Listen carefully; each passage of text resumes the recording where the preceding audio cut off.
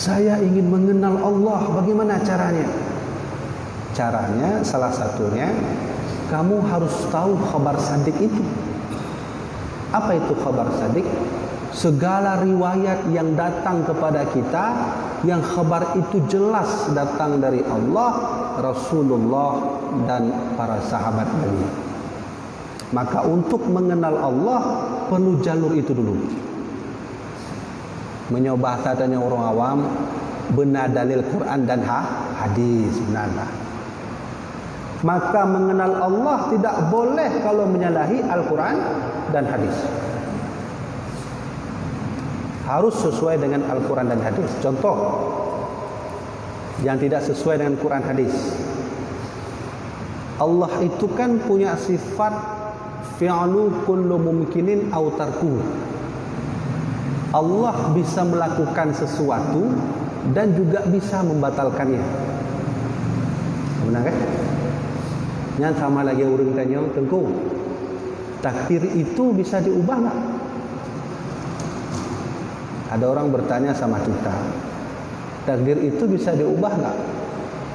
Maka kita tanya orang balik, menurut takdir, bagaimana menurut kamu? Apakah takdir bisa diubah atau tidak? Sebahagian masyarakat menganggap takdir tidak bisa diubah.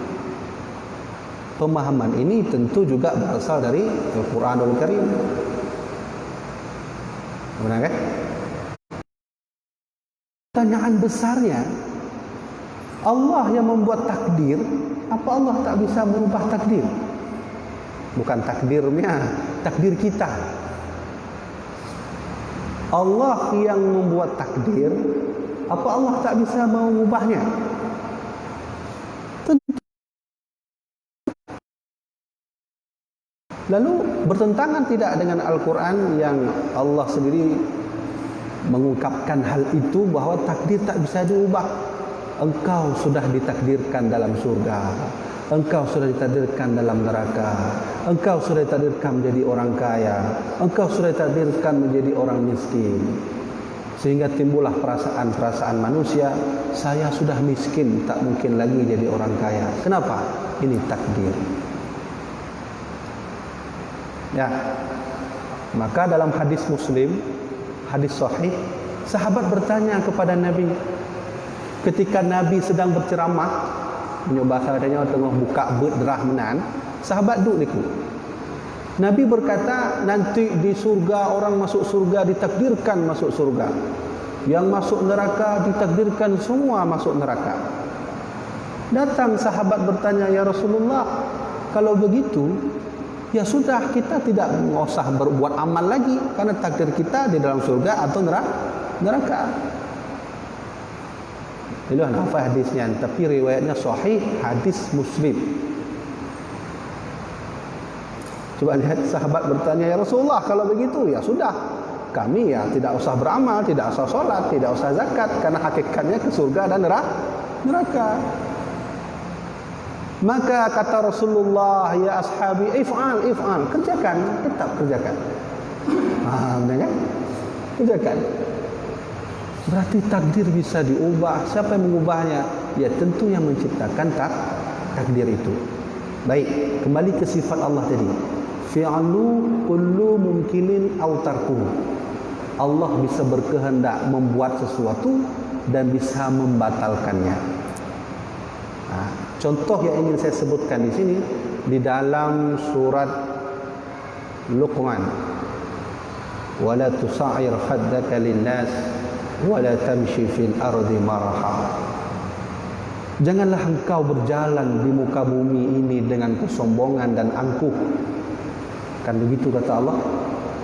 Allah memerintahkan kita jangan sombong. Pertanyaannya, walau Allah melarang kita sombong, apa boleh bagi Allah menyombongkan dirinya sendiri? Benar kan? Ini nanti duduknya di fi'lu kullu mumkinin. Saya belum sebutkan lagi mana yang khilafiah nanti dengan Al-Quran yang kita bahas ini. Allah melarang kita untuk sombong, Allah bisa sombong. La ilaha illa ana, tidak ada Tuhan kecuali saya. Al-kibriya'u libasi, kesombongan itu adalah pakaianku, kata Allah. Hadis qudsi sahih. Nah, sudah, disinilah terjadi permasalahan. Nah, ini berhubungan dengan khabar sadiq tadi. Ada orang datang mendengar surah itu, penjelasan yang saya jelaskan tadi, ada orang datang. Kalau begitu Tengku, Allah berfirman wala taqrabuz zina, jangan kau dekati zina, berarti Allah boleh berzina. Ya kan? Tadi ayatnya wala tusair khaddaka linnas wala tamshi fil ardi marha, jangan kau bersombong, berarti Allah boleh sombong. Ya. Kalau begitu saya ambil ayat lain. Wala taqrabuz zina, jangan engkau berzina. Lalu bolehkah Allah berzina? Nah, engkau benar kan? Nah, ini sudah bertentangan dengan khabar sadiq. Al-Quran sudah bertentangan, hadis sudah bertentangan. Yang ingin saya maksudkan, alat khabar sadiq ini mengenal Allah tidak lain tidak bukan berasal dari Al-Quran dan hadis. Kenapa bisa begitu Tengku? Karena memang Allah tak mungkin berzina. Mohon maaf, sama siapa Allah berzina sedangkan dia tunggal satu-satunya zat? Kan tidak tersambung kan? Nah, ini nanti mengenal Allah dengan cara seperti ini yang salah. Nah, maka oleh karena itu jamaah dirahmati Allah, salah satu alat untuk mengenal Allah adalah harus punya khabar sadiq. Apa itu? Al-Quran, hadis, pendapat para sahabat Nabi. Maka jalur untuk menuju ke sana ambil ini.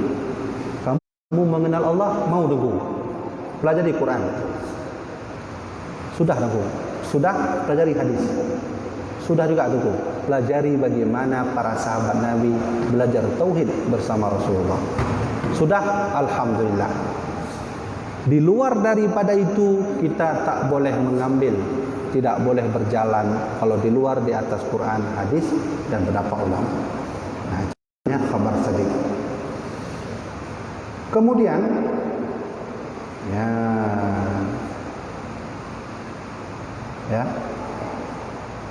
kemudian setelah daripada itu, bilang-bilangan yang tiada tasawur pada akal muwafaqah oleh mereka itu atas dusta. Dan kedua, akal.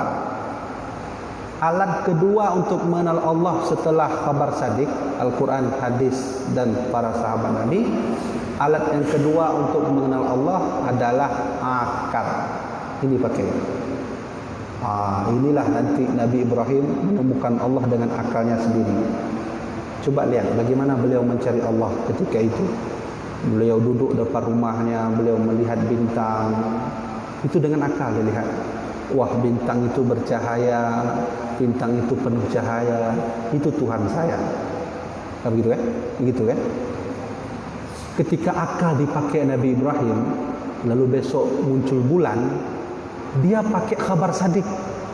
Tentu wahyu yang Allah berikan kepada para nabi sebelum Nabi Ibrahim. Wah, kok malam ini enggak ada bintang, sudah bulan. Wah, Tuhan saya tak mungkin menghilang. Tak mungkin muncul, tak mungkin timbul, tak mungkin menghilang. Itu pakai khabar sadiq.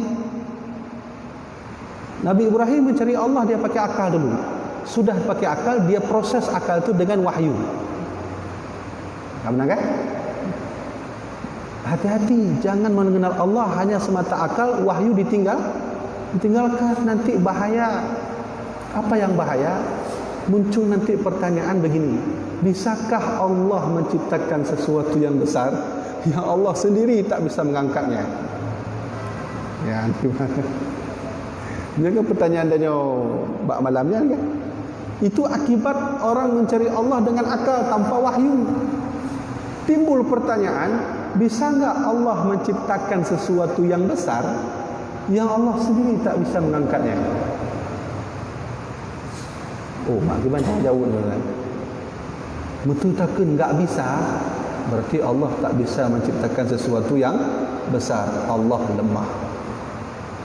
Kalau seandainya saya bilang bisa, berarti ada yang lebih besar dari Allah, namanya sesuatu itu. Nian. Kapan ada orang terjawab salah? Salah, terjawab betul salah. Ini akibat orang mencari Allah dengan akal, ditinggalkan wahyu. Nabi Ibrahim mencari Allah dengan akal, memakai wahyu. Mana akalnya? Ketika beliau menganggap bahwa bintang bersinar itu Tuhannya. Lalu kenapa beliau menolak? Karena memakai wahyu Nabi yang terdahulu. Oh, nggak mungkin. Tuhan saya timbul, Tuhan saya muncul. Kamu kan? Begitu saja. Nah, jadi alat kedua mengenal Allah adalah dengan akal. Maka akal dengan khabar sadiq jangan ditinggalkan. Boleh mengenal Allah bebas dengan akal. Ingat, Al-Quran dan hadis tak boleh ditinggalkan. Nanti inilah yang akan membenarkan. Nah, sudah? Akal yaitu akal yang aziziyah. Akal aziziyahnya apa itu? Akal aziziyah itu akal yang diterima, yang masuk akal. Contoh, ketika saya melempar aqua, dia akan naik ke atas atau turun ke bawah. Maka semua jawaban pasti menjawab air akan turun ke bawah. Diterima nggak oleh akal? Diterima. Nah, itu namanya akal aziziyah. Kalau ada orang berkata, coba kamu lempar aqua, saya kemarin tunggu, saya lihat aqua saya lempar naik ke atas, nggak pernah turun-turun. Nah, itu akal juga, tapi bukan akal aziziyah. Dalam ilmu mantik, akal itu ada 5 nanti. Ada disebut dengan akal khitabah, ada syair, ada safsatah. Nah, itu tak perlu kita bahas karena itu lebih terperinci nanti mengenai tentang hujjah akal. Benar kan? Nah. Dan yang ketiga, segala panca indera yang 5. Alat mengenal Allah yang ketiga harus pakai panca indera yang 5. Mana panca indera yang 5? Yaitu penglihat dan pendengar dan pencium dan pengrasa dan penjabat. Nah, ini dia. Ini akal panca indera yang 5. Pertama, mata. Mengenal Allah harus pakai mata. Tadi kita sudah jelaskan alat mengenal Allah yang paling tinggi adalah khabar sadiq, Quran, hadis, sahabat, tabi'in, ulama.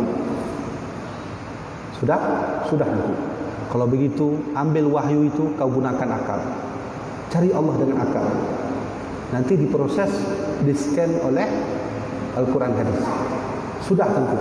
Kalau sudah, akal jangan sampai terpisah dari 5 panca indera.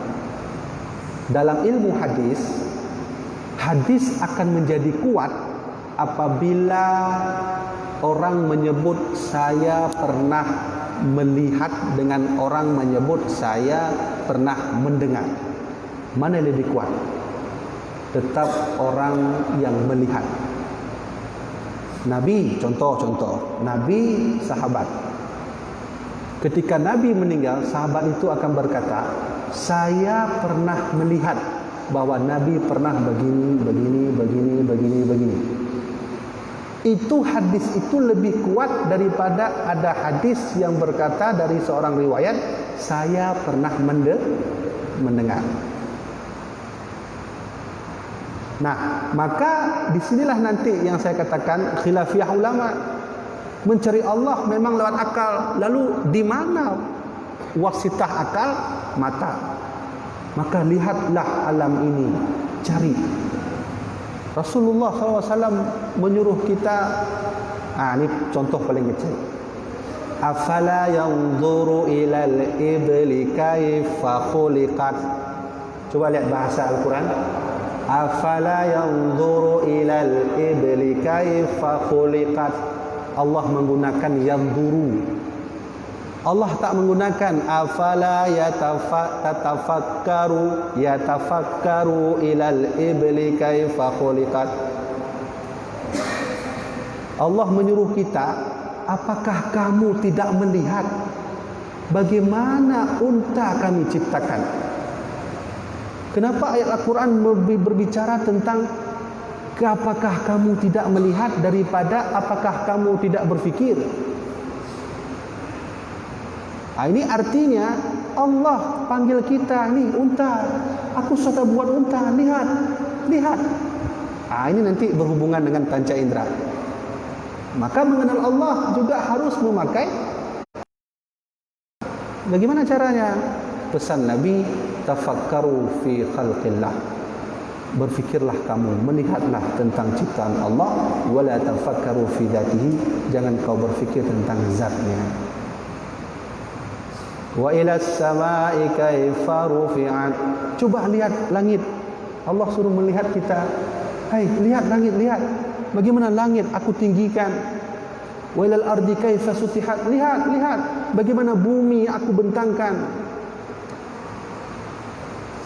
Benar kan? Baru di ujung ayat Allah berkata, innama anta mudzakir. Sesungguhnya kamu adalah orang-orang yang berfikir. Tapi di awal ayat Allah menyuruh melihat. Ya Allah, sudah. Saya sudah melihat untamu ya Allah. Saya sudah melihat bagaimana engkau mengangkat langit ini ya Allah. Saya sudah melihat bagaimana bumi yang kau bentangkan. Sudah, kata Allah, sudah ya Allah. Maka berfikirlah. Ya, maka alat mengenal Allah itu yang ketiga adalah panca indera. Pertama khabar sadik, kedua akal azizah, yang ketiga barulah pakai 5 panca indera. Mata, salah satunya mata. Inilah yang membuat sekarang Eropa itu menjadi negara yang sedang banyak orang masuk Islam.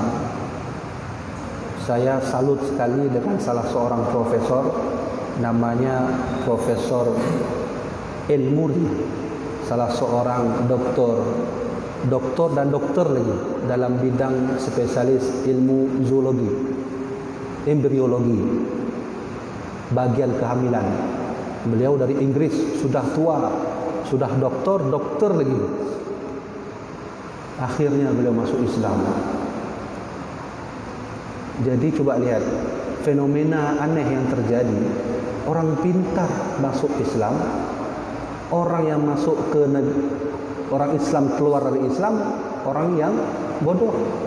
Tapi orang lain masuk Islam itu orang-orang pintar. Dia membuat makalah Profesor El-Muri buat makalah, dia buatlah skema pertumbuhan ilmu embriologi. Mulai dari mani, nanti timbullah ada bayi di dalamnya, semuanya diciptakan. Sehingga beliau merasa bangga, itulah artikel paling lengkap yang menceritakan tentang perkembangan ilmu embriologi. Lalu mahasiswanya bertanya, wahai profesor, apakah kau tak malu bahwa sesungguhnya apa yang kau katakan itu sudah disebutkan oleh Al-Quran 1400 tahun yang lalu? Terkejut profesor, beliau belajar. Yang ingin saya cerita, beliau menggunakan mata, membuka Al-Quran, meneliti apa yang terjadi, keimanan Allah berikan. Inilah yang menjadi alat yang ketiga. Kalau ingin mengenal Allah, harus dengan panca indera. Apa yang pertama? Mata kita. Lalu apa yang kedua? Tentu pendengar. Pendengar. Maka alat mengenal Allah juga harus memakai telinga. Ya kan? Hanya pendengar. Bisa nggak mencari Allah dengan telinga? Seandainya kita buta, saya mengenal Allah dengan telinga, tunggu nggak pakai mata, bisa nggak? Bisa. Ada keajaiban unik. Ini kan, ini kan tutup punya aqua. Ini kan tutup aqua kan? Ada ratusan ribu Allah tanamkan pada suara ini. Ini makhluk Allah paling terkecil, tapi dia punya 1000 macam suara yang ditanamkan di sini. Ketika saya lempar di atas meja, dia akan bersuara khusus. Ya. Jika saya lempar di atas lantai, dia akan bersuara yang lain. Ketika saya melempar ini ke tembok, dia juga menghasilkan suara yang lain. Ada 1000 suara di sini. Pertanyaannya, kenapa Allah enggak menciptakan satu suara ketika dia terlempar ke dinding, jatuhkan ke meja atau jatuhkan ke sini? Ini suara. Maka menemukan Allah juga bisa dengan telinga. Ya, itu panca indera. Lalu yang ketiga apa? Penciuman.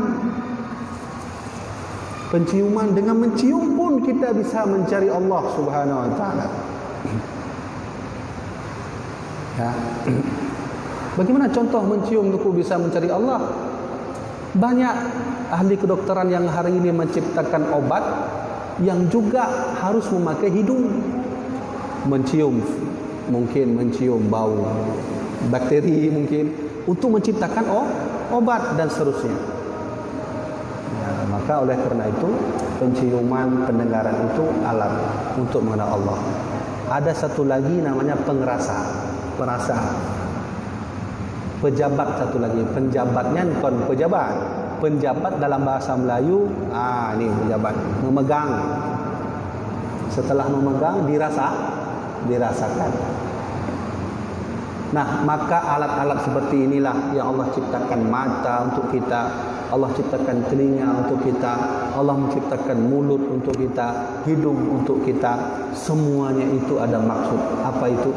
Kita mengenal Allah dengan alat-alat itu. Benar kan? Maka Allah berfirman dalam Al-Quran, ada orang yang diberikan hati lalu mereka tak mau menggunakannya. Diberikan mata tapi tidak mau menggunakannya. Diberikan telinga tidak mau mendengarkannya. Allah berkata kepada orang itu, ulaika kal an'am bal hum adall. Kuberikan mereka hati tapi hati tak mau dipakai. Kuberikan mereka mata pun tak mau dipakai. Kuberikan mereka telinga, la yasma'una, mereka tak mau mendengar. Allah berkata orang seperti itulah kal an'am bal hum adall. Mereka seperti binatang ternak, bahkan lebih keji dari binatang ternak. Jadi Allah seolah-olah menyuruh kita pakai telinga dan seterusnya. Maka jamaah dirahmati oleh Allah Subhanahu wa taala. Oleh karena itu kita ulangi lagi, mengenal Allah harus pakai 3 alat. Alat yang pertama, wahyu Allah. Baik hadis qudsi, baik hadis nabawi atau dari Al-Quran. Sudah tentu sudah. Lalu pakai akal. Gunakan akal untuk berfikir. Sudah tentu, bagaimana cara mencapai akal? Pakai alatnya. Alatnya apa? Mata, mulut, penciuman dan telinga. Satu lagi tangan. Inilah alat-alat untuk mengenal Allah Subhanahu wa taala. Kaum muslimin jamaah dirahmati oleh Allah Subhanahu wa taala. Insyaallah ke depan kita akan bahas lebih panjang lagi cara mengenal Allah. Tentunya adalah dengan alat-alat yang sudah dibuat oleh para alim ulama Ahlus Sunnah wal Jamaah. Maka oleh karena itu kalau bisa jangan sampai tertinggal. Tadi saya sudah minta papan tulis karena ada satu surah yang harus saya jelaskan dengan papan tulis. Ini saya tunda karena tidak bisa saya jelaskan, nanti takut salah faham. Maka ada papan tulis, nanti kita tulis. Saya ingin jelaskan alat yang paling penting, namanya tasawur dan tasdik. Tasawur tasdik itu ada dalam akal manusia. Itu tak mungkin saya jelaskan kalau tidak ada papan tulis. InsyaAllah untuk minggu depan kalau kita panjang umur, kita akan jelaskan alat yang paling penting, namanya tasawur dan tasdik. Baik, jemaah dirahmati Allah Subhanahu wa taala, karena waktu sudah isya, mungkin ada 1-2 pertanyaan. Kalau bisa saya jawab, kalau tak bisa saya tunda dulu. Ya. Tuan. Anda ini kelas guru. Jadi versi dokter kita tampilkan dalam kalimat, tapi dia sakit di luar. Yang tujuannya adalah ada sembahyang. Yang kedua, masalah tingkat hukum agama, masalah ini maulina, guna beda sama. Oh, nah. Yang phone benar ke bang? Yang phone benar? Versi dokter kelas guru itu diminta dalam kalimat. Oh, Oh ya. Yang pertama, jawabannya njut ayah kandon bab kitab Abu Ya Syekh Muhammad Wali bernama Al-Fatawa. Nah, jadi lunjuk referensi. Bahwa Abu Ya Syekh Muhammad Wali menjawab, kalau misalnya ada mayit yang di bawah 4 bulan dalam perut kandungan itu. Di 4 bulan ini orang yang sudah lahir, ini kandungan. Lahir bayi tapi umurnya di bawah 4 bulan, maka tidak disolatkan. Kalau begitu, kalau dalam perut ya lebih-lebih lagi. Nah, itu ditulis oleh Abu Ya'la Wali dalam kitab Al-Fatawa. Jadi kenapa sama yang pun? Ya mana? Kemudian yang kedua, ya di luar, di dalam perut. Sudah 9 bulan. Nah. Di dalam perut, pernah lahir, dokter mengatakan sudah meninggal di dalam kandungan. Ya, betul. Yang hebat. Ya. Ya. Yang munyo ayah pegahanan itu berarti dia 9 bulan dalam perut lalu meninggal di dalam perut ibunya. 4 bulan itu sudah dikirimkan ruh oleh Allah Subhanahu wa taala. Maka keluar daripada itu, maka itu boleh disolatkan. Laki mah mati jawab balu yang fur menau. Karena lun kira benong anak medka bayi sudah dikeluarkan.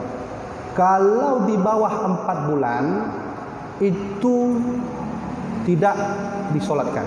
Kalau di atas 4 bulan maka bayinya sudah hidup, sudah ada ruh, itu disolatkan. Nah, benar kan? Nah, jadi jawaban yang pertama benar laki mah. Itu bisa dilihat di dalam kitab Al-Fatawa Abu Ya'la Wali. Yang kedua, berkenaan tentang tuna. Oh, ya. Ya, kiblat ni bukan posisi. Posisi wajib dan sembahyang mayit. Posisi dan sembahyang jenazah. Ya. Boleh itu minum karena simpan sini dengan. Nah, yang orang ada boleh lahir, minum jadi nawi. Oh, benar nah? Nya dalam kubur kan watai semayang kan? Watai semayang. Dalam kubur. Ya, tak betul. Sembahyang mayit. Jadi posisi mayit hana mesti ayah bahwa watai semayang oleh harus ke kiblat. Nya hana mestinya. Hana mesti pakan karena itu posisi belum dalam kubur.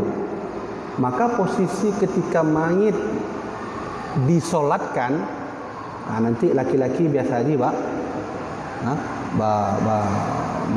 nyana, ulai ya. Itu laki-laki dengan perempuan kalau disolatkan dia tak mesti arah kepalanya menghadap ke kiblat. Yang perlu menghadap ke kiblat adalah waktu dalam kubur. Hanya payahnya. Tapi menojid ayah. Ilun tuan hana mufhum. Dan kalau untuk khilafiyah ulama, apakah ada ulama yang sunnah menyuruh mayit harus menghadap ke kiblat kepalanya atau tidak? Selama lun tuan bet dengan ilmu lun tuan bahawa posisi mayit ketika mau disolatkan kepalanya tidak mesti menghadap ke kiblat. Yang benar kan? Ini benar jawaban tu. Tapi walau lagi anda akan minta cik, adakah pendapat ulama yang boleh atau tidak?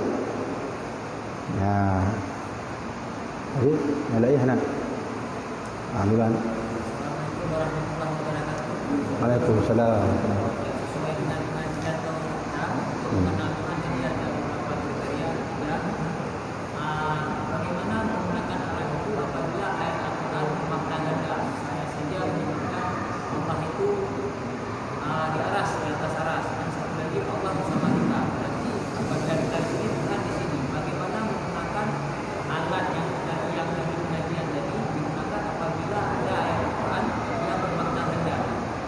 Ya. Jadi ada di dalam Al-Qur'an ayatnya berkata fa inni qarib wa yas'alunaka anni, jika engkau bertanya tentangku wahai Muhammad maka jawablah fa inni qarib, aku dekat. Pertanyaannya bagaimana memposisikan akal memandang ayat itu? Ya begitu. Itu sama seperti Allah berfirman Ar-Rahmanu 'alal 'arsy istawa. Allah itu di atas aras. Pertanyaannya, bagaimana memposisikan akal tentang ayat itu? Kemudian ada riwayat Muslim, hadis sahih, Allah berkata, fa inni marid lima lam ta'udni. Aku ini sedang sakit, kenapa engkau tak mengunjungi aku? Aku sedang sakit. Nah, sekarang bagaimana akal memposisikan ayat-ayat mutasyabihat seperti itu? Nabi bertafawud dengan hal itu. Apa itu tafawud? Beliau tidak memakai akal, beriman cukup sampai ke hati. Tidak lebih untuk memikirkan Allah itu posisinya di mana, bagaimana, dan kemana. Jadi ada ayat-ayat mutasyabihat yang tidak boleh kita pakai akal. Salah satunya itu tadi, wa yas'alunaka anni Muhammad. Jika ada orang bertanya tentang aku, fa inni qarib, jawab aku dekat. Saya mau berfikir tentang bagaimana saya mau melihat Allah yang Allah sendiri bilang dekat. Enggak bisa. Enggak bisa. Tafwid namanya, berdiam diri. Lantas nanti bagaimana kalau ada orang bertanya, ana maridtu, saya sakit. Coba lihat. Allah sendiri berkata dalam hadis qudsi, saya sakit. Lima lam ta'udni, kenapa engkau tak mengunjungi aku? Jadi hamba Allah bertanya, ya Allah, bagaimana kami mengunjungimu? Engkau maha segala-galanya. Kenapa engkau berkata engkau sakit? Itu bagaimana cara berfikir enggak akal? Enggak sampai itu. Pesan Nabi Muhammad, tafakkaru fi khalqillah. Berfikirlah kamu tentang ciptaan Allah, wala tafakkaru fi dzatihi. Jangan berfikir tentang zatnya. Pesan Ali bin Abi Thalib, beliau pernah berkata, innal ladzina ayyanal aina la yuqalu lahu aina. Allah yang menciptakan di mana, maka tak pantas kita berkata Allah ada di mana. Wa kayyafal kaifa la yuqalu lahu kaifa. Allah menciptakan bagaimana, maka tak pantas kita berkata Allah itu bagaimana. Itu pesan Ali bin Abi Thalib. Nah, maka oleh karena itu ayat-ayat mutasyabihat jangan pakai akal, nanti sesat juga. Nah, okay. Baik, benar jawaban. Nah, alhamdulillah. Jadi jamaah dirahmati Allah, jawaban yang menjawabnya adalah ilmu yang nabalutuan. Maka tentu juga kalau memang nanti kurang puas tanya yang lain. Jadi apa yang saya jawab itu mulai dengan ilmu saya. Kalau salah saya minta maaf. Kalau benar alhamdulillah. Jamaah dirahmati Allah Subhanahu wa taala, maka sekian dapat saya sampaikan. Mudah-mudahan bermanfaat bagi saya sendiri, bermanfaat bagi jamaah dirahmati Allah Subhanahu wa taala. Wallahu a'lam bishawab.